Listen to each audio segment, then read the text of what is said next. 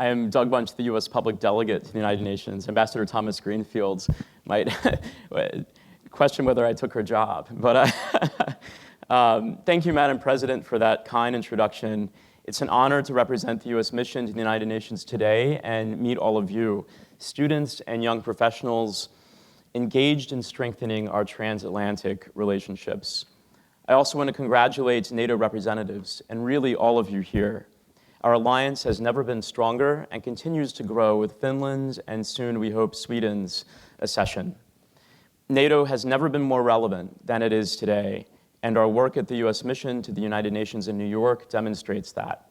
NATO and the UN are symbiotic organizations, independent and each with a distinct but aligned purpose that share many of the same core values. The UN was formed at the very end of World War II to maintain peace and security through collective action. 4 years later, the North Atlantic Treaty was signed, which framed NATO within the parameters of the UN Charter.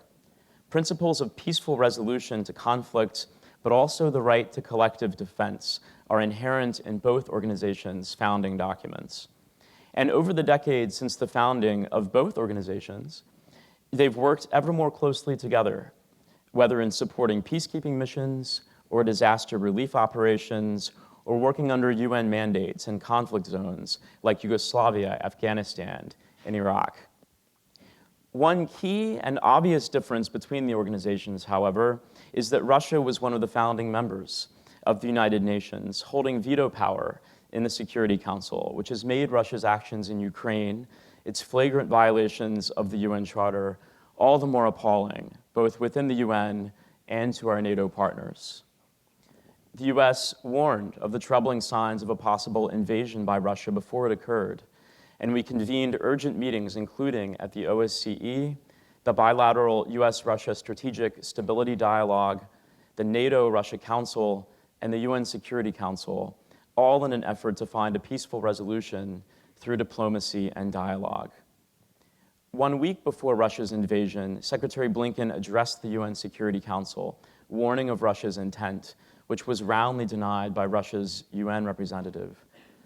Then, last year, on February 23rd, in one of the more surreal diplomatic moments in history, during an emergency meeting of the UN Security Council on Ukraine, where the Russian ambassador to the UN continued his denials, news broke of the Russian invasion. Hours later, we activated NATO's Defensive Response Force. But as Secretary Blinken said on Friday as he welcomed Finland as the newest NATO member, Putin's aggression will not succeed. While NATO has come together and grown more powerful and unified, the US mission to the UN has worked within the UN to isolate Russia on the world stage. In repeated UN General Assembly resolutions, 2/3 of UN member states have consistently rejected Putin's illegal actions in Ukraine and called for a peaceful resolution in accordance with the principles of the UN Charter. Russia has likewise been removed from various UN bodies, including the UN Human Rights Council, and is no longer represented in the UN's Economic and Social Council, an organization in which it has actively participated since the UN's founding. In a series of UN elections to organizations like UNICEF, Russian candidates have been roundly defeated, as the Russian presence at the UN has starkly diminished. We will continue to work through the UN and with our NATO allies and partners to end Russia's senseless and illegal war. We will continue to seek a just and lasting peace that upholds the UN Charter and protects the principles of sovereignty, territorial integrity, and independence, on which the security of all countries depends. As Secretary Blinken said last week, no nation, not Ukraine, not the United States, not Finland, Sweden, any other country can deliver for its people if it lives in constant fear of aggression. This is why the United Nations was founded, and this is why we need a strong and vibrant NATO. As I close, I'd like to make a quick plug for young professionals and internationalists to consider what you can do to support your country's security through NATO. We need bright young professionals who aspire to make a difference in the world to consider careers at the UN.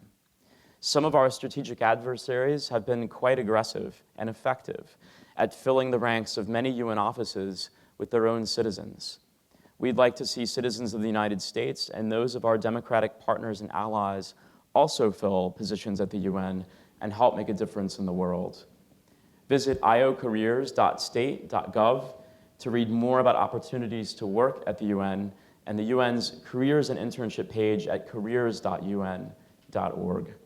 As of last fall, funding is now available for certain UN internships through UNA USA. That's unausa.org. The world needs you, now more than ever. Thank you for your time today, and best of luck in your future endeavors wherever your path leads. Thank you.